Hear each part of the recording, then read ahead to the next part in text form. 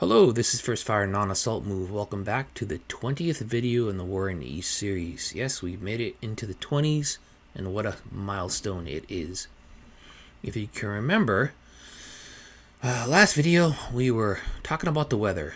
That seems to be the theme the past several weeks of the War in the East, because we are now into the first week of December, and let's get right to it. So,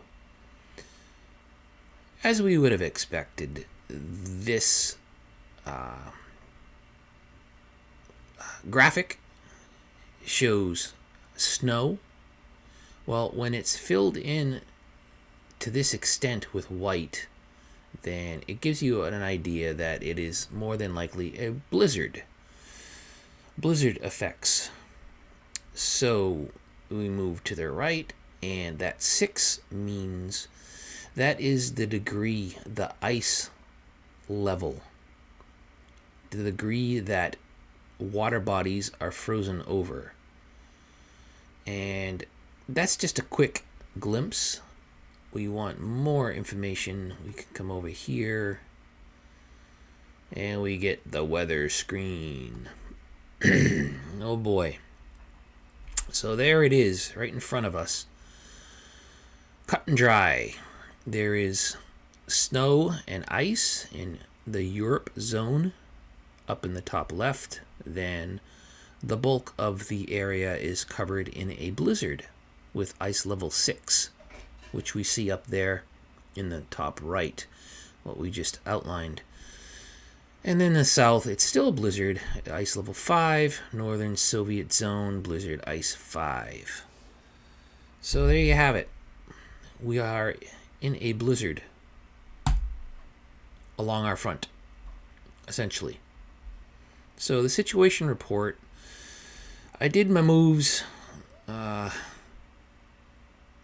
which really didn't amount to much, because reading about the weather effects, as we can guess, based off of what we've seen with how mud severely reduces all offensive capabilities, the blizzard effects are just pretty much the same. We can check that out by just looking at the combat values of all our divisions.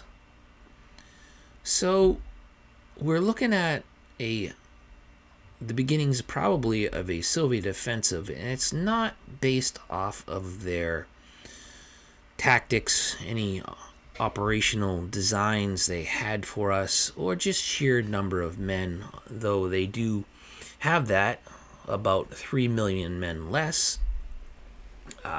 based on the casualties we've caused, which is pretty significant.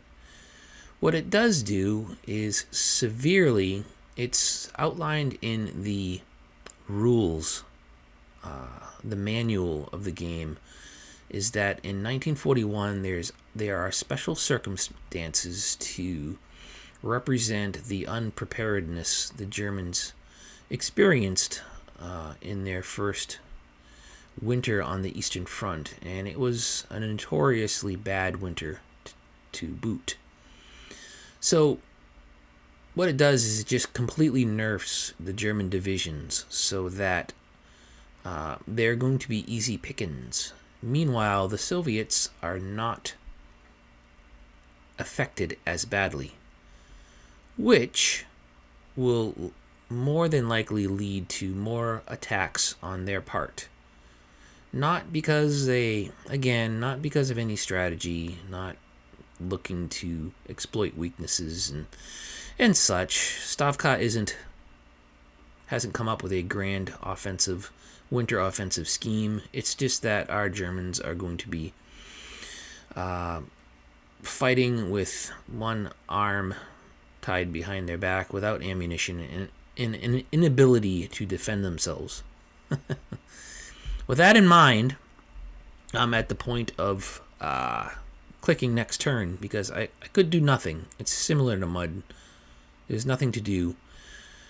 What I did do, knowing what is in store for us, I pulled back the lead panzer divisions that were making this rupture in the Soviets' line, Same here, pulled back the infantry divisions that were assisting, and same in this area of operations. And I tidied up as much as I could, hunkered down. We still are benefiting from the time we spent in the same hex over weeks of time, which we naturally start to dig in and fortify. So we'll have that to our benefit. That's about it. The hopes of getting Kharkov, Sumy, Kursk, and Poltava and Orel are completely dashed. There's no hope for that. What we can hope for is the least amount of casualties, to receive the least amount of casualties in the next couple of turns. So that's the big news. Partisans are enjoying the cover of this dismal weather, have appeared in great number. We already chased away, I think, 4 or 5 of them. Couldn't reach this unit, couldn't reach that unit, and they're moving in on Riga, probably threatening the population to do as they bid or else. And moving down here, if you remember, there's a partisan sitting in Odessa. Okay, so that's a good segue. Something as you might expect, I am not the one to get into the tiniest of weeds in a game like this. I like to lead troops. I like to talk strategy. I like to talk tactics. But there are nuances that I have neglected, ignored, or been ignorant of. And one of those is garrison value. If you look here, when you click on a city or a town, well, a town won't have it. It's a city. A major city has a garrison value, and you look at the name here, that percentage represents, I guess, it represents the command and control and order and discipline the occupying force has over that city. So that probably, what that equates to is that if you are less than 100%, you're probably not getting the same amount of supplies and bonuses that the city provides. Yes, indeed. So with that in mind, I started to shift units around to start occupying the major cities so that we can benefit as best we can, however we may, logistically, which is critical right now. And like a doofus, I had the security divisions, number 1 at the front, which, again, neglecting some tiny details, instead of having them start to garrison and be in position to chase off partisans. So I started to, I didn't do it to this one, started to break them down into regiments so that I can cover more ground. Like so. Voila. I did that. So we already have a brigade there, and the garrison level is pretty good. So I should have done this off camera, but we'll move. We can't break down our Axis allies. So we're going to, where could these fellows move? Looks like Prokhorov is good. Tarnopol might need some occupation, same as Laval. Yeah, there's a lot of cities to occupy. So I'm going to move these gentlemen back towards the fatherland so that they can start occupying cities. And in the process, chase away partisans when they have the opportunity. Alright. These guys couldn't make it, and the Italians are becoming occupiers and partisan chasers, taking them off the front. And I peeled away all the security divisions that might happen to be near the front to start doing the same thing, chasing partisans and occupying cities, which really is their job because they are security divisions after all.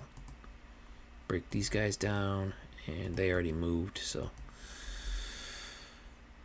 that are some of the fun things to be done this turn. Alright, so command and control, check. Tightened up the lines, check. Did our railroad repairs, check. Starting to move around to occupy and garrison our major cities, check. No attacks, none at all. So I think we are ready to witness the very first severe winter condition week where the Soviets will probably have a field day with us. Let's cross our fingers that is not the case. Alright, let's do it.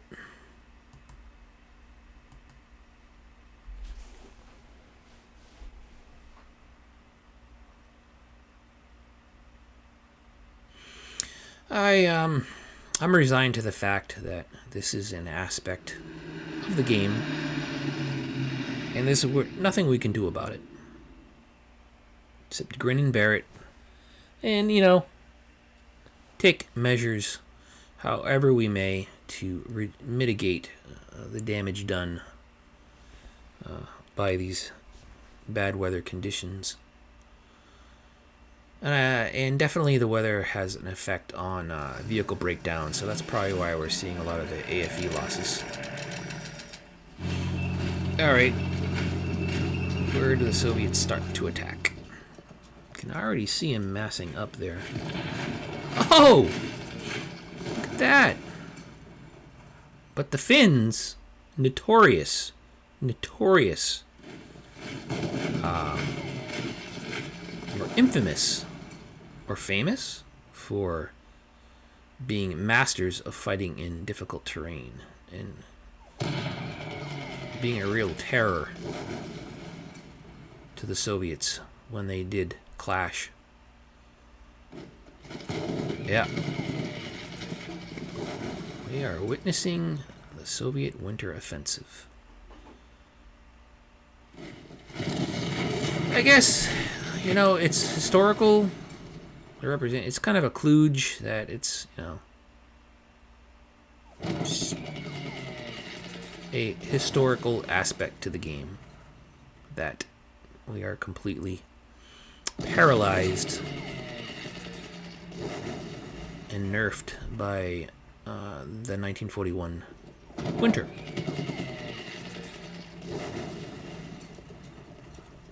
So, bad news is, I don't think there's any good news.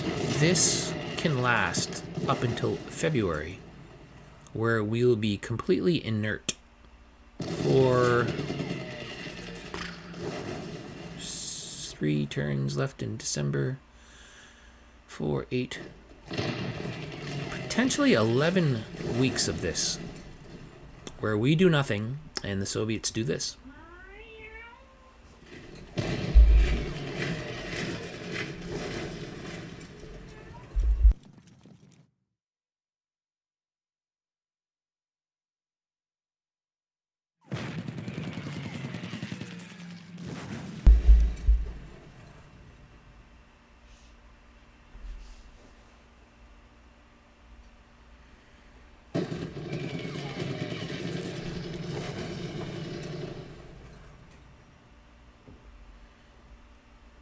Well, the Soviets are definitely breaking their record for number of attacks.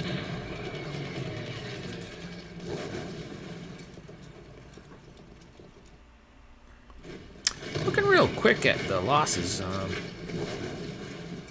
Soviets are taking a lot of casualties. Definitely over on the defensive. Oh, the first withdrawal, first retreat.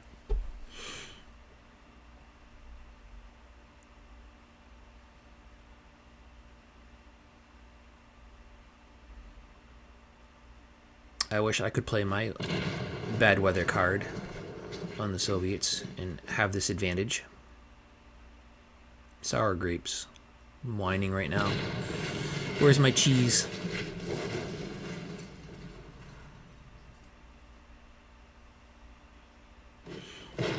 No, this becomes a battle of attrition, and it's absolutely favors the Soviets because they can continuously do this for what we're estimating 2.5 months.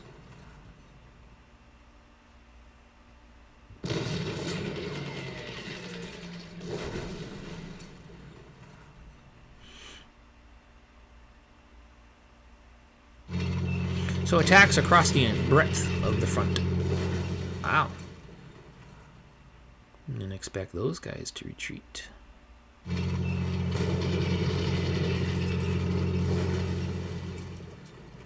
they held.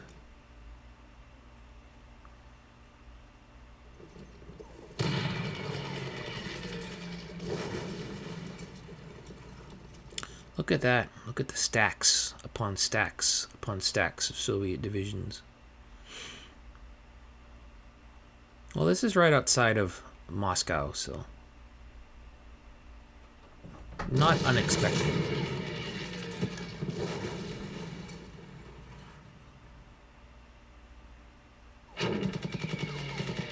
I deeply regret moving forward.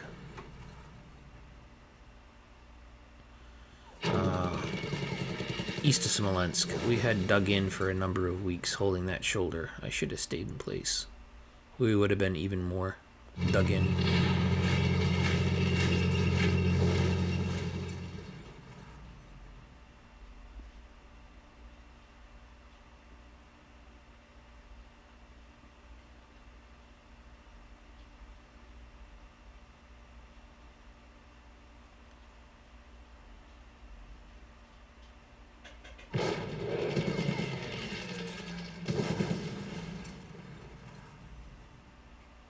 Well, they lost 9 men. They lost 760.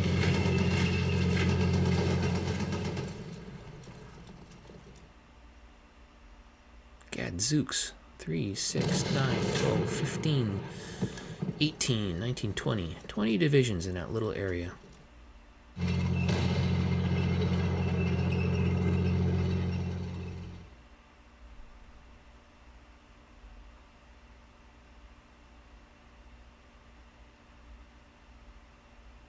Well, we'll have payback. You just wait for good weather there, Soviets. You just wait.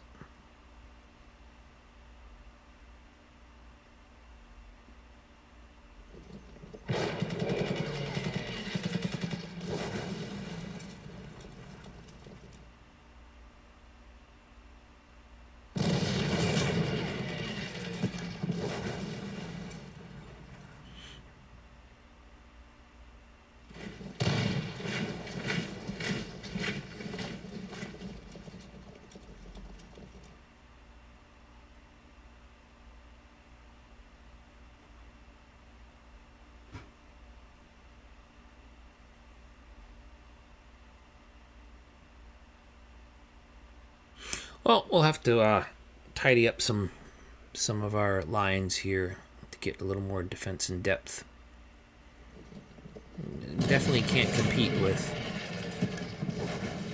the sheer numeric superiority, but positionally we can do pretty good.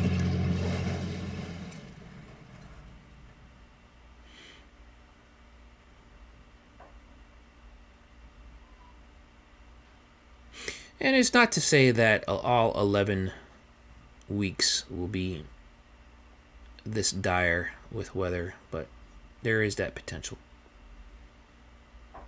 Frankly, I would love mud because the Soviets can't do this, and yeah, who would have thought? Cheer for mud.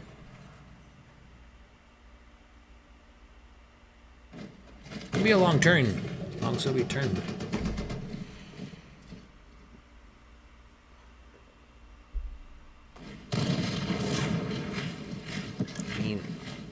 They can't keep up this pace for 11 turns.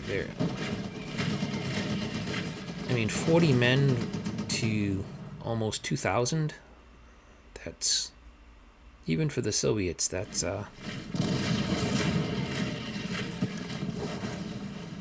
enormous differential in losses.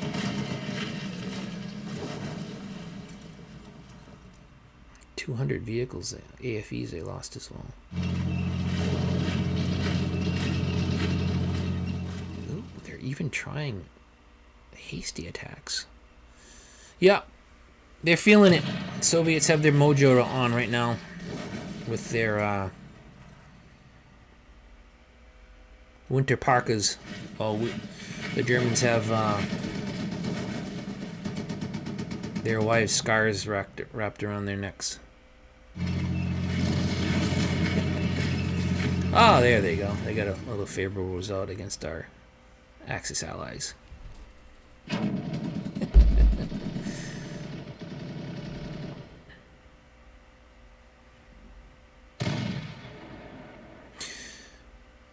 The key takeaway here is to not allow encirclements or stupidity on our part. So ground can be given. Ground means nothing. We have to preserve our forces. That's light years more important than losing 20 or 30 or 40 miles of terrain. Fortunately, that was not the marching orders German field commanders had historically. Oh boy, they got a whole route. I think that's the Soviets' first route.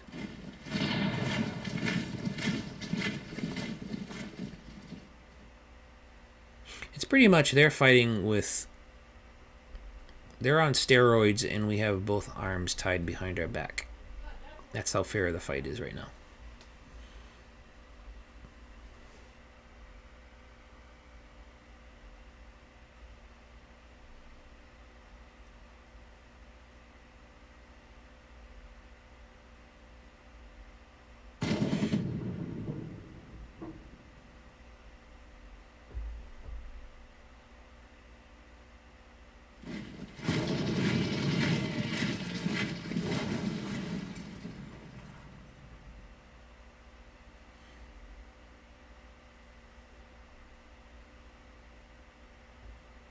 Oh, we survived this without anything stupid happening, and the Soviets going to be very well bunched up.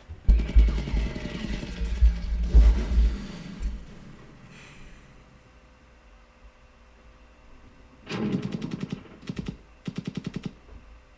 going to make for very long turns.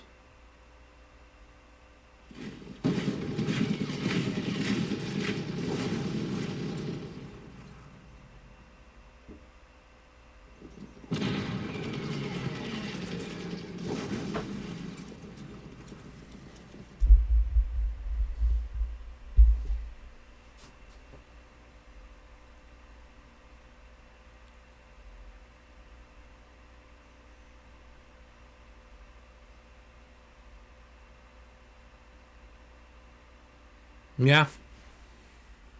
Long Soviet turns now. A lot of thinking and processing and attacking.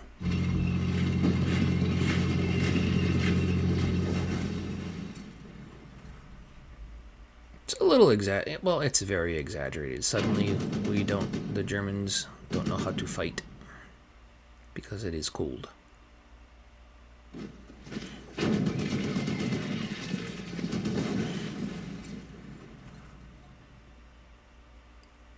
$2,500 men to 90. Jeez. Their losses are going to be significant.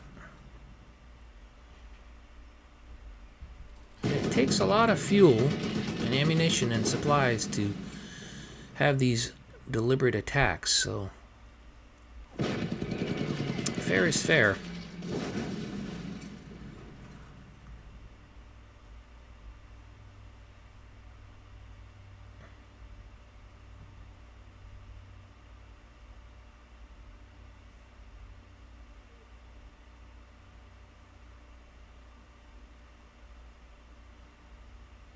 I think every one of our hexes is going to be attacked.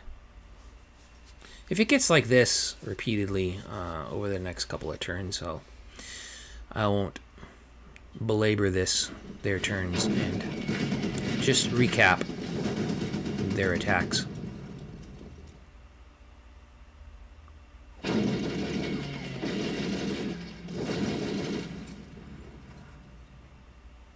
"42 men, 1,700 of theirs." That's against our Romanian allies, so we had a little better odds. Well, we held. Good job, Romanians. Good job.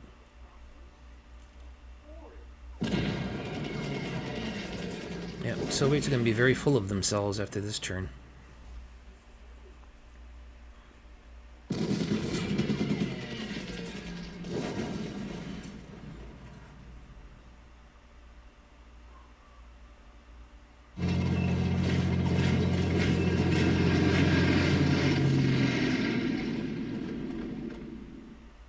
Hey, reading up on the weather, blizzards severely, as you can guess, almost paralyzes air operations. So, some really good pilots right now are dropping supplies to the front.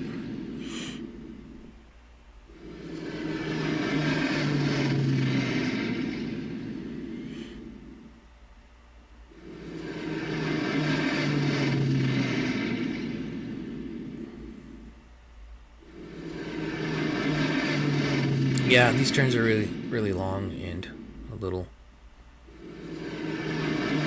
tedious right now, so in the future we will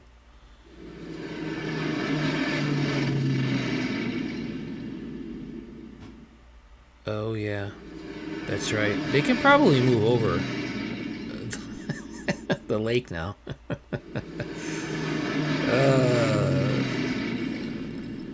Give some of the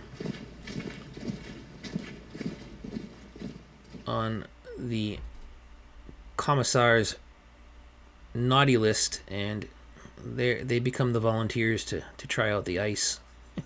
Drive some tanks over the lakes. Boy, laugh or I'll cry. It was pretty brutal just watching that. I don't like being attacked.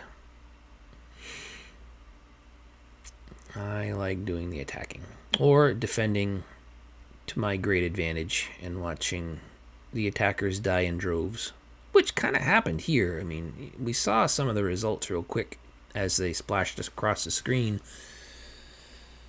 and they were losing.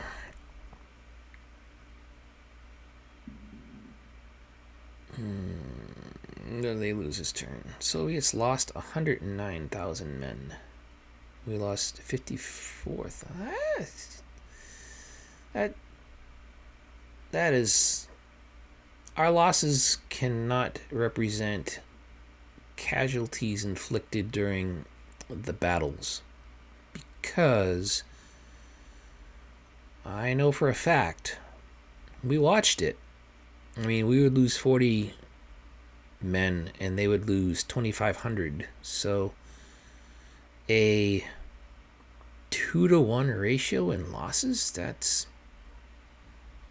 can't be just due to combat losses, direct combat losses. It has to be wounded, dying, frostbite, permanent losses. Yeah, that's surprising, but there's got to be something behind the scenes there. And what do they lose? They lost 800 guns. They lost almost 1,000 tanks. Well, not almost. 3/4. 785 tanks. But we lost 173. Yeah, reading through the weather effects, our tanks, any tank in these extreme conditions are going to break down and sometimes are irreparable and just abandoned. Especially in the face of attacks when recovery vehicles can't get out there and retrieve them. Just looking here. Well, with that, Soviet turn, they broke the 3 million losses mark. Oh, I can't wait till good weather. This is intolerable. This is hard to watch. Soviets are loving it though. Alright, that is it. Partisans popping up all over the place.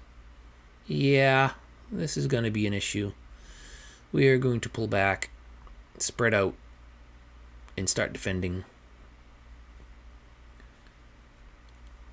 We are dug in, so I'm not doing such there. Yeah, really no. There was some threats down here where the Soviets were pushing through, so we'll probably shorten the line up to this river here and just make it a straight, which will really allow us to defend a little more in depth. And moving down here. Yeah, the Soviets have a little bit of a thing going here. Right near Cherkasy. But we'll correct that and see what we can do. Alright, so let's get rid of that so we can see a little better on the map. Yeah, so that is the Soviet winter offensive. Massing up all across the front, attacking us everywhere. We are going to have to take some measures here. Yep, we'll address this. We'll be all right. We will be all right. Oh boy, ice level 9. It's even worse. A worse turn. All right. I am going to do some moves off camera and tidy up. And I will get back to you. I don't think there's really much for me to do. We'll see how long this went. Take a quick peek how long this turn, the Soviet turn, took, and what we're looking like for time, and maybe combine a couple turns into one video by just resolving these turns and then doing recaps, because we are really doing nothing. It's the Soviets, and if there's any concern, point this out. This looks, not good, but not devastating. I don't see 5 or 6 Soviet tank divisions in the vanguard doing some deep operations on us. But yeah, if anything truly troubling happens, we'll get it on camera. If not, it's going to be, I think, a rinse and repeat over and over of that last turn where we're just forced to retreat here and there, and the Soviets keep attacking. Yeah, man, I don't know. We did not lose. It was not 2-to-1 odds. Let's just point this out. We lost 9 men. They lost 100. We lost 60 men. They lost 1,000. We lost 60 men. They lost 1,000. We lost 18 men. They lost 400.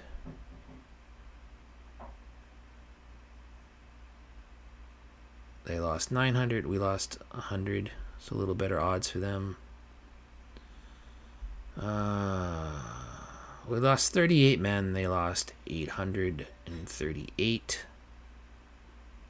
We lost 61. They lost 1,200. So there's no way in hell that it was a 2-to-1 ratio for them. We lost 0. They lost 889. Come on.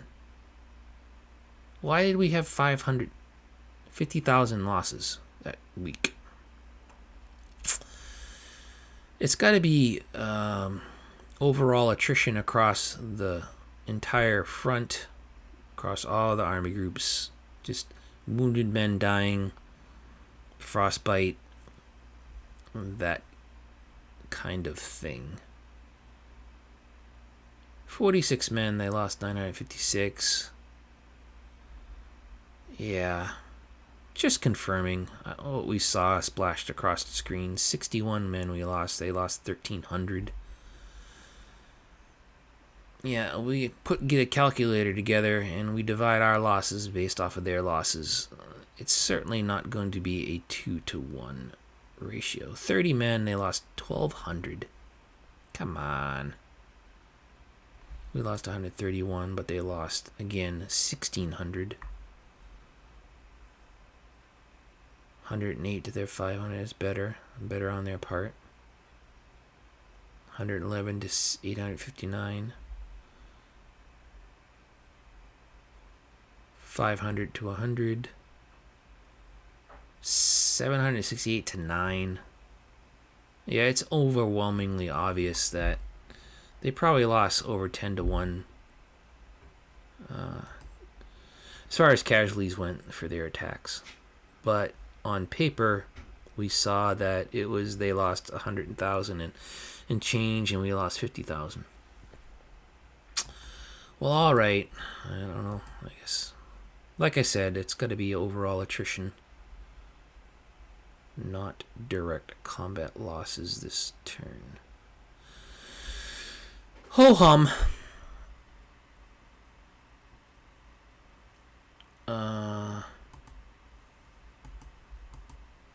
Oh, let's check this out because it's probably not as abysmal everywhere. Well, it's ice level 9. Yeah, pretty much. Pretty much our entire front is blizzard effects with ice level 9. Get a little break with ice level 7. Still a blizzard though. Again, to the fact that, can you imagine a blizzard for, like, I don't know how many miles here to there would be. I mean, just looking at the states, I know there's not a blizzard that encompasses our entire country. But it's represented that way in the game, which is kind of very, very abstract and could be done better. I mean, what prevents the internal mechanisms of the game by having, like, say, this from Nikolaev to Kirovgrad. Okay, that's terrible blizzard taking place there. But up here, it's not so bad. Maybe that's too much work and they just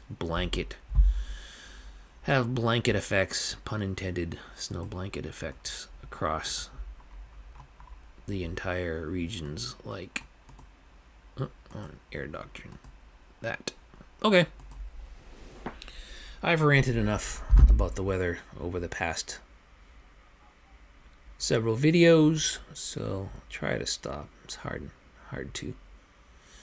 Okay, our marching orders are to make sure the Soviets can't take the least advantage of our forces as they can and mitigate the odds to the best of our advantage, which mostly will be take the form of shortening lines and not leaving any dangling divisions where they can amass 12 to 15 divisions to attack our one division. All right, I hope you enjoyed the video. We will call this a blizzard, the blizzard video, I think, to some effect. And I will do my moves. I will click Soviets next turn. I'll keep it on camera, and if it doesn't really amount to much, I'll do a quick recap and then combine a couple of these winter turns into one video, just to cut down on the redundancy of the Soviets' turns. All right. Thank you for watching. I hope you enjoyed the Winter Wonderland that is besetting us now. And I will catch you later. This is First Fire, non-assault move out.